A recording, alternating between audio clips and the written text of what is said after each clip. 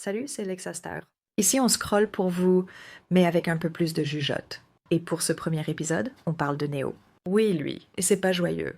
Je me suis promenée sur les réseaux sociaux à la recherche d'un sujet pour mon premier épisode de cette émission, Lexastar. Ici, on décortique les buzz, les malaises numériques, ou parfois les bienfaits des réseaux.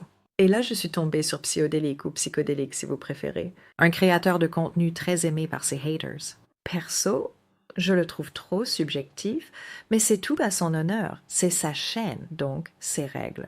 Et il parlait de Néo. Oui, Néo de Swan et Néo, l'enfant youtubeur qui a grandi devant nous et qui aujourd'hui balance sa version des faits face caméra. Alors j'ai creusé, et ce que j'ai trouvé mérite une vraie pause. Néo a commencé vers 10 ans, dans des vidéos de défis et de jouets, avec son petit frère Swan. Leur chaîne, un carton, millions de vues, produits dérivés, magazines, une vraie machine. Mais à quel prix? Derrière les rires, des tournages constants, une exposition permanente. Néo n'a pas juste joué à faire des vidéos, il a travaillé enfant. En 2023, tout bascule. Les parents sont condamnés à de la prison ferme.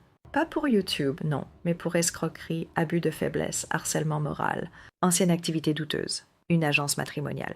Et pendant ce chaos, Néo, devenu majeur, publie une vidéo. Trahi par ma famille. Il parle de manipulation, de pression, de non-dit et sans oublier l'amour que sa mère lui porte malgré tout. Pas de rage, juste un constat froid. Il dit qu'il était un pion, une façade, un outil, et que ceux qui devaient le protéger ont disparu quand il avait besoin d'eux. Après cette vidéo, c'est sa tante qui prend la parole. Elle répond publiquement dans une vidéo où elle défend les intentions de la famille tout en ajoutant sa propre version. Pas de règlement de compte, mais un climat tendu et une réalité floue. Et au final, que voit-on? Un jeune adulte blessé par une enfance surexposée.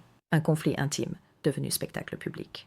Moi, je dis juste, on vit à une époque où les enfants deviennent influenceurs avant même d'avoir le droit de dire non, où grandir devient un contenu et la souffrance un produit dérivé. Néo n'a pas eu une enfance. Il a eu une carrière, et maintenant qu'il veut juste vivre, ce sont les fantômes de ses vidéos passées qui parlent à sa place. À vous de juger. Moi, je continue à observer. Ici Lexastar, on se retrouve très vite.